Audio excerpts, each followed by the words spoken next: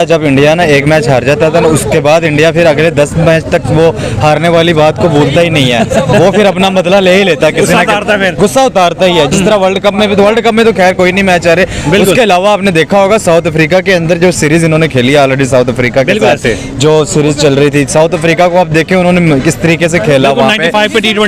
हाँ, बहुत सी चीजें ऐसी थी जिसपे हम यहाँ पे क्रिटिसाइज भी कर रहे थे कि जी वहाँ तो ग्राउंड था अपना, अब देखते क्या होता है। लेकिन उन्होंने वहाँ जाकर भी एक अच्छा प्ले किया, तो नो डाउट के शायद ये मैच जीत हार का नाम होता है। जो चेंजिंग की है वो पॉजिटिव भी साबित होगी। सेकंड मैच में कम बैक करेगा, क्योंकि 1996 से इंडिया वहाँ पे टेस्ट में नहीं जीता, लेकिन जो इंडिया की ये साइड है ना, ये बहुत ज्यादा बैलेंस्ड है। अच्छा। मेरे ख्याल से कम बैक करेगा अवेश खान और जडेजा का फायदा होगा। अवेश खान का तो मुझे इतना नहीं आइडिया, लेकिन जडेजा बहुत इफेक्टिव है। बिल्कुल देखने का मजा नहीं है, बिकॉज़ ऐसे लगा जैसे वन साइडेड हुई है, और एक्सपेक्टिंग था कि टू साइडेड चीज हमेशा अच्छी लगती है देखने में। ये कि 121 पूरी टीम ऑल आउट 32 रन से इंडिया साउथ अफ्रीका जीत गया। इस बार आई थी जो इंडिया है वो कभी पहले बैटिंग ना करे, ना करो बैटिंग पहले।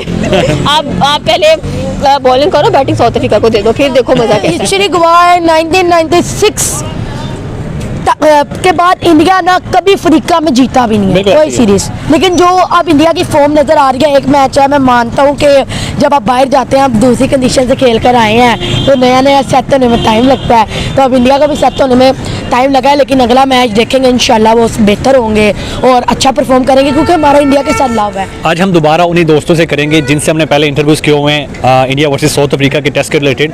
जानेंगे कि उनके एक टेस्ट मैच इंडिया के हारने से उनके जो है रिव्यूज चेंज हुए हैं, या वो क्या अब राय रखते हैं इंडिया के लिए सेकंड मैच के लिए। अस्सलाम वालेकुम। वालेकुम अस्सलाम। कैसी हैं आप? मैं ठीक ठाक। अच्छा, India versus south Africa second match जो है टेस्ट शुरू होने वाला है। पहला तो इंडिया जो है वो बेहतर परफॉर्म नहीं कर पाई, तो क्या लगता है, अब जडेजा भी एडअप हो चुके हैं, अवेश खान भी उन्होंने एडअप कर लिया, तो क्या लगता है इंडिया कमबैक करेगा? और जैसे इंडिया की ओपनिंग जो है वो परफॉर्म नहीं कर पा रही, तो दोबारा परफॉर्म कर पाएगी?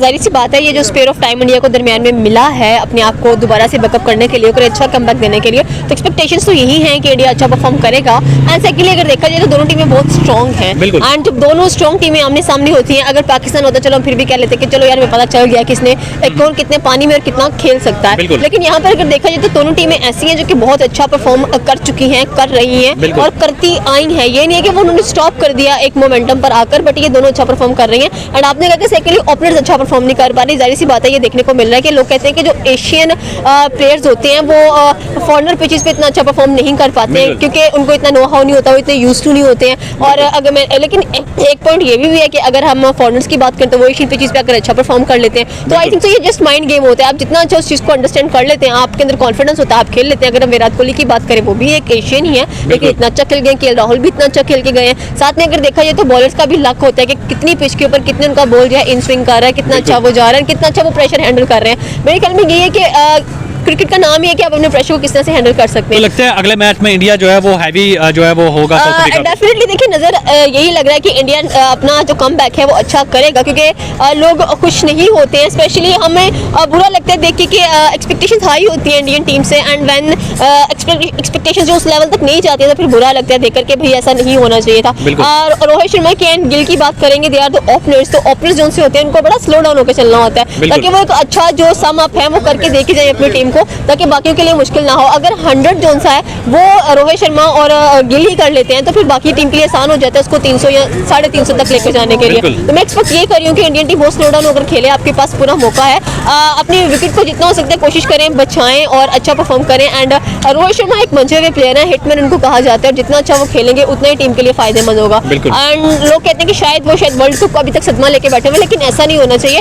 आपको काफी टाइम मिला अपने आप को रीन्यू करने का और वापस आने के लिए, तो होप से कि आप अच्छा खेलेंगे। एंड आगे आपके साउथ अफ्रीका टीम खड़ी हुई है, उनके बहुत अच्छे, अगर उनके जो जेनसन है वो कर सकते हैं 83, व्हाई नॉट इंडियन बॉलर्स। अच्छा, देखा जाए तो बबूमा जो है उनका कैप्टन जो है वो इंजर्ड होकर तो बाहर चले गए। आप डीन एल्गर जिन्होंने पीछे मैच जितवाया है 180 प्लस स्कोर किया, अगर वो 180 प्लस स्कोर ना करते तो इंडिया जो है वो जीत सकता था। अब उसको कैप्टनसी दे दी, तो लगता है कि वो इंडिया के लिए पॉजिटिव साइड है, क्योंकि कैप्टनसी हैंडल करना हर किसी के बस की बात नहीं होती। देखिए, लोग कहते हैं कि जब एक अच्छा बैट्समैन कप्तानी के लिए जाते हैं तो उसकी मत मर जाती है, ठीक है, वो हैंडल नहीं कर सकता, लेकिन आप पैट को ही देख लें, ऑस्ट्रेलियन बिल्कुल। मजे की बात ये है कि वो भी बैट्समैन नहीं निकले, वो बॉलर निकले। बिल्कुल ऐसी है। ठीक है, तो बैट्समैन जाहिर सी बात है उसकी मत बच जाती है कि जब आपको पता होता है कि भाई अब मैंने बैटिंग भी करनी है, मैंने विकेट भी बचानी है साथ में, और अगर देखा बॉलिंग जाए को भी लेके चलना है, फील्डिंग को भी लेके चलना है, हर चीज को मैनेज करना है, तो आपका दिमाग काफी ज्यादा ना यूज्ड हो जाता है कि मैंने ये भी करना है, जो ये भी उनका करना प्लेयर है। चल रहा था उसी को उन्होंने कैप्टनसी दे दी। तो देखिए उन्होंने शायद सोचा कि नेक्स्ट से जो टेस्ट है उसमें थोड़ा सा कम होला हाथ रखना चाहिए। बट आई होप कि इंडिया अच्छा कमबैक करेगा और मजा आएगा जो सीरीज है वो देखने का। पहली सीरीज तो बिल्कुल देखने का मजा नहीं आया, बिकॉज ऐसा लगा जैसे वन साइडेड हुई है, और एक्सपेक्टिंग था कि टू साइडेड चीज हमेशा अच्छी लगती है देखने में। ये कि 121 पूरी टीम ऑल आउट 62 रन से इंडिया साउथ अफ्रीका जीत गया। इस बार आई थी कि जो इंडिया है वो कभी पहले बैटिंग ना करे, ना करो बैटिंग पहले, आप पहले बॉलिंग करो, बैटिंग साउथ अफ्रीका को दे दो, फिर देखो मजा कैसा है। पता जब इंडिया ना एक मैच हार जाता था ना, उसके बाद इंडिया फिर अगले 10 मैच तक वो हारने वाली बात को भूलता ही नहीं है, वो फिर अपना बदला ले ही लेता, किसी ना गुस्सा उतारता ही है। जिस तरह वर्ल्ड कप में भी, तो वर्ल्ड कप में तो खैर कोई नहीं मैच आ रहे, उसके अलावा आपने देखा होगा साउथ अफ्रीका के अंदर जो सीरीज इन्होंने खेली ऑलरेडी साउथ अफ्रीका के साथ जो सीरीज चल रही थी, साउथ अफ्रीका को आप देखें उन्होंने किस तरीके से खेला वहाँ पे। 95 पे T20 में 116 हाँ, पे। बहुत सी चीजें ऐसी थी जिसपे हम यहाँ पे क्रिटिसाइज भी कर रहे थे कि जी वहाँ तो ग्राउंड था अपना, अब देखते क्या होता है, लेकिन उन्होंने वहाँ जाकर भी एक अच्छा प्ले किया। तो नो डाउट कि शायद ये मैच जीत हार का नाम होता है, जो चेंजिंग की है वो पॉजिटिव भी साबित होगी। अच्छा, पहले टेस्ट में अगर हम बात करें तो विराट कोहली और केएल राहुल के अलावा कोई बहुत बेहतरीन परफॉर्मेंस कर नहीं पाया, तो लगता है कि इंडिया की जो बैटिंग लाइन है वो दोबारा कम बैक कर सकेगी स्ट्रांगली, और बेहतरीन जो है वो टारगेट इनको दे सकेगी। देखिए इंडिया हमेशा ना अपने एक सीक्वेंस के साथ चलता है, जब जहाँ पे आके उनको लगता है ना कि अब यहाँ पे गलती हो गई है, बिल्कुल, वो उस गलती को सुधारने की कोशिश करते हैं, वो लोग उसमें चेंजिंग करते हैं। देखिए जिस तरीके से उन्होंने मैच हारा, हारने के बाद उन्होंने ये नहीं किया कि वही प्लेयर्स को दोबारा अगले मैच के लिए उन्होंने प्लेयर चेंज किए हैं, तो वही चीज़ है। अब कमबैक भी होगा, एक अच्छा प्ले भी होगा। वो जैसे आपने बात की कि कमबैक करेंगे कि नहीं करेंगे, कमबैक एब्सोल्युटली करेंगे, ऑब्वियसली कितने रन का टारगेट जो है वो इंडिया दे सकती है। आप जडेजा भी ऐड में, जाहिर बात है वो ऑलराउंडर है, तो एक बैट्समैन में जाहिर बात है एक्स्ट्रा इंक्लूड हुआ, और वो तो जडेजा तो बड़ा बेहतरीन जो है वो बैट्समैन है। तो क्या लगता है कि आप जैसे रोहित शर्मा है, शुभमन गिल हैं, विराट कोहली, केएल राहुल, ये मिलकर कितना की टारगेट जो है वो साउथ अफ्रीका को दे सकते हैं? 400 तक की तो सोच सकते हैं, 400 तक सोच सकते हैं। जी, अच्छा, और ऐसे ही सेकंड नंबर पर बात करूं तो बबुआ जो है वो इंजर्ड होकर बाहर आराम से बैठ गए हैं, और साउथ अफ्रीका का सिर्फ एक ही बैट्समैन था जिन्होंने पिछले मैच में जो स्कोर रन किया था 150, अगर वो ना होता तो शायद इंडिया जो है वो बेहतर रन से जीत सकता था, तो उसी को उन्होंने कैप्टन बना दिया। तो लगता है वो कैप्टनसी की प्रेशर लेके तो वो इंडिया उसको आराम से उतार लेगा। इंशाल्लाह देख लीजिएगा। बहरहाल हमें ज़्यादा सपोर्ट इंडिया के लिए, बिकॉज हमारा नेबर कंट्री भी है, एशियंस है, हमें अच्छा हमारे देखें आप अक्सर चीज़ देखते होंगे ग्राउंड के अंदर विराट कोहली या दूसरे हमारे पाकिस्तानी प्लेयर्स आपस में खड़े होते हैं तो उनकी बॉडी लैंग्वेज आप देख लीजिएगा, बहुत ईजी होती है, अच्छे तरीके से बातचीत कर लेते हैं, हमें वो ज़्यादा अजीज़ है। तो हम यही चाहते हैं कि इस टूर्नामेंट को या जो ये सीरीज़ चल रही है इसमें इंडिया ही विन करे, और जो साउथ अफ्रीका की बात कर रहे हैं वो प्रेशर या जो भी मामला है इस चीज़ को इंडिया के लिए, इंडिया ने आज तक प्रेशर में खेला ही नहीं है सर। अच्छा, कितने रन तक लगता है कि इंडिया जो है वो साउथ अफ्रीका को उतार लेगी? 400 आपको बोला तो है तकरीबन 400 तो इंडिया स्कोर रन टारगेट देगा। हाँ। तो जब इंडिया बॉलिंग करेगी तो कितने रन तक साउथ अफ्रीका जो आप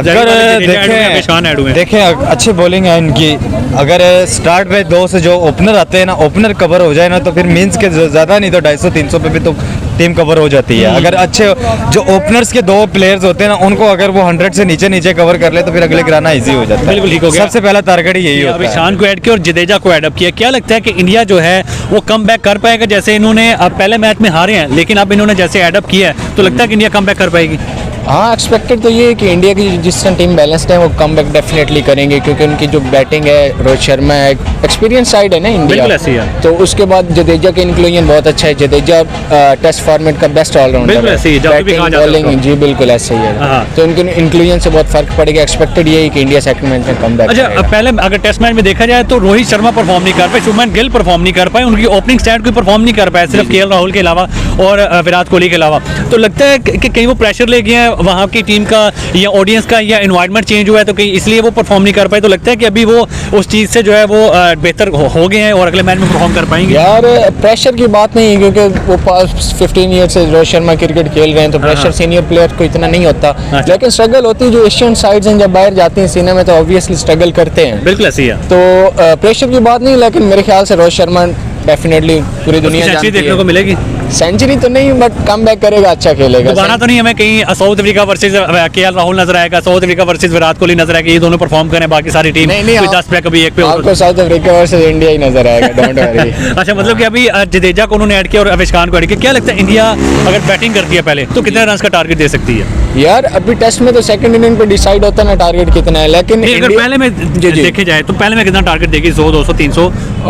इंडिया आई थिंक 350 तक चले जाएगा, 350 तक चला जाएगा। जी। और साउथ अफ्रीका जो है कितने रन तक इंडिया जो है वो उनको उतार लेगा? वो उतार लेगा उनको, आई थिंक ट्रायल इंडिया रख लेगा मेरे ख्याल में, लीड 170-80 इतने की। हाँ, मतलब आप कह रहे हैं क्योंकि कि इंडिया जडेजा आ गया, जडेजा बैटिंग में उनका प्लस पॉइंट है, बॉलिंग में प्लस पॉइंट बिल्कुल है, ऐसे ही है। फील्डर बहुत कमाल गए, बिल्कुल ऐसे ही, बहुत जबरदस्त। जडेजा की इंक्लूजन आप बहुत कह रहे हैं कि effective है। 100-150 में साउथ अफ्रीका की सारी टीम को आउट कर लेंगे वो? 100-150 नहीं, 200 तक, 200-250 तक, 200-250 तो तक। ज्यादा चला जाएगा, 220-30 तक इतना चला हो जाएगा। अच्छा, साउथ अफ्रीका देखा जाए तो कैप्टन उनका जो है वो बामुमा जो है वो इंजर्ड होकर वापस चले गए हैं। अब जिस प्लेयर ने 180 प्लस स्कोर किया था और जिस वजह से वो जीते थे उसको उन्होंने कैप्टनसी दे दी है, तो लगता नहीं है कि वो उस प्लेयर को उनके ऊपर जो है प्रेशर डाल दिया? लगता नहीं है कि इंडिया इस चीज़ का फायदा उठा के उसको आराम से आउट कर लेगा?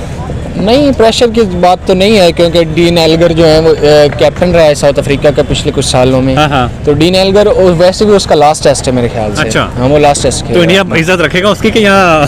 नहीं, क्रिकेट तो क्रिकेट है, इसमें क्या होता है अभी। नहीं, इंडिया जैसे अगर वर्ल्ड कप से देखा जाए तो वो तो हर टीम की इज्जत को तार तार कर रहा है, किसी टीम को 100, 150, 200 स्कोर से ऊपर जाने नहीं दे रहा। पाकिस्तान को 191 पे, साउथ अफ्रीका को 83 पे, श्रीलंका को 55 पे, वहाँ पे जाके 95 पे, फिर 116 पे। मतलब कि उसने ये रवायत ही कायम कर दी है कि हर टीम को हराना है तो बड़े बुरे तरीके से हराना है। नहीं, ये तो at the end of the day जो गेम होती है ना वो बैट और बॉल की होती है। बिल्कुल ऐसी है। तो डीन एल्गर उसने डेफिनेटली परफॉर्म किया, उसने 185 किए हैं। अच्छा। तो उससे भी एक्सपेक्टेड है कि परफॉर्म करेगा, लेकिन जो मेरी एक्सपेक्टेशन है ना, इंडिया सेकंड मैच में कम बैक करेगा, क्योंकि 1996 से इंडिया वहाँ पे टेस्ट में नहीं जीता, लेकिन जो इंडिया की ये साइड है ना ये बहुत ज्यादा बैलेंस्ड है। अच्छा। मेरे ख्याल से कम बैक करेंगे। कम बैक करेगा अवेश खान और जडेजा का फायदा होगा? आविश खान का तो मुझे इतना नहीं आइडिया, लेकिन जडेजा बहुत इफेक्टिव होगा। जडेजा बहुत इफेक्टिव। आप स्पोर्ट किसकी तरफ है, इंडिया या साउथ अफ्रीका? यार स्पोर्ट तो न्यूट्रल है, हम किसी को नहीं। खान हमारे हमसाए हैं, किसी को तो सपोर्ट कर लें। चले यार, आप कहते थे इंडिया को। मेरे कहने से आपने इंडिया को एक्चुअली करना है। हुआ है 1996 के बाद इंडिया ना कभी अफ्रीका में जीता भी नहीं है बिल्कुल। लेकिन जो अब इंडिया की फॉर्म नज़र आ रही है, एक मैच है, मैं मानता हूँ कि जब आप बाहर जाते हैं, आप दूसरी कंडीशन से खेल कर आए हैं तो नया नया सेट होने में टाइम लगता है। तो अब इंडिया का भी सेट होने में टाइम लगा है, लेकिन अगला मैच देखेंगे इंशाल्लाह वो बेहतर होंगे और अच्छा परफॉर्म करेंगे, क्योंकि हमारा इंडिया के साथ लव है। जो वो टैलेंट प्रोड्यूस कर रहे हैं, जिस तरह की वो गेम खेल रहे हैं, तो हमें उम्मीद है कि अगली दफ़ा ओपनर जो फ्लॉप रहे हैं इस मैच में वो परफॉर्म करेंगे और सारा मुद्दा कोहली पे नहीं छोड़ कर जाएंगे। हमारी जो बॉलिंग इंडिया की रही है ना, फ्लॉप तरीन रही है। अच्छा। यार ये नंबर 1 बॉलिंग है। अच्छा। मैं कहता हूँ डीन एल्गर से 185 खा गया, इतनी बड़ी बॉलिंग लाइनअप पे 185 खा गया। हाँ। फ्लॉप बैटिंग नहीं रही, बॉलिंग रह गई, जिसको उन्होंने बॉलर ने खुद भी खपे है, जो बैट्समैन थे उनको भी फील्डिंग करा के खपाया, तो फिर यही होना था। वो बेचारे आए हैं, 3 बॉलर उन्होंने खेल के शौक पूरा किया, चौथी पे आज निकला, गालियां निकालते ग्राउंड से बाहर गए हैं। नहीं, अगर हम इंडिया की बॉलिंग ठीक है जैसी भी रही है, लेकिन अगर हम बैटिंग देखें तो वो भी तो 120 रन पे आउट हो गए थे ना। देखिए, आप जब इंडिया ने इतना स्कोर खा लिया था, देखिए जब स्कोर पड़ जाता है ना, एक तो आपका माइंडसेट फिर क्या कहता है, Change एक हो आप जाता है। थके होते हैं, बड़ा प्रेशर होता है यार, जाते साथ तबाही मचा देनी है, वो तबाही के चक्कर में होता है। जब बड़ा स्कोर पड़ जाए ना, सीनियर स्कोर, मैं कहता कि ऑस्ट्रेलिया के कोई भी टीम रख देते ना, वर्ल्ड के सारे प्लेयर निकाल कर रख देते। जब इतना बड़ा हो जाए और एक इनिंग से शिकस्त दिया उन्होंने, इसका मतलब कि काफ़ी डोमिनेंट रहे थे और इतना बड़ा चेस करना कोई खाला जी का वारा नहीं अच्छा, ये बताएं, इंडिया जैसे पिछले इनिंग्स में बेहतरीन परफॉर्मर नहीं कर पाया, तो लगता है कि अगले मैच में वो कितना की टारगेट दे सकेंगे? अगर वो पहले बैटिंग करें, इंडिया को पहले बैटिंग करनी भी चाहिए कि नहीं करनी चाहिए? अगर करते हैं तो कितना टारगेट दे सकते हैं? सर जी देखिए, पिच पे डिपेंड है। मैं कहता हूँ पिच अगर गंदी हुई, इंडिया 200 पे आउट हो जाए, उनको 150 पे कर दे। देखिए पिच पर बात है, लेकिन अगर अच्छी पिच हुई, बैटिंग पिच हुई, तो इंडिया 350 तक करेगा और 1-1.5 दिन लगा के, और अफ्रीका को 250-300 में पकड़ेगा। 1-1.5 दिन जरूर लगाना है, वो अगले 10 ओवरों में भी तो आउट कर सकते हैं कौन? इंडिया वाले। नहीं, 1-1.5 दिन लगा के इंडिया 350 करेगा, अच्छा। 400 करेगा। अच्छा। फिर क्या कहते हैं, हम अफ्रीका को 250-300 पे शिफ्ट करेगा और फिर आगे भी ऐसे चलते चलते निज़ाम जीत जाएगा इंशाल्लाह। निजाम चल जाएगा कुछ ना कुछ। तो आपकी स्पोर्ट किसकी तरफ है?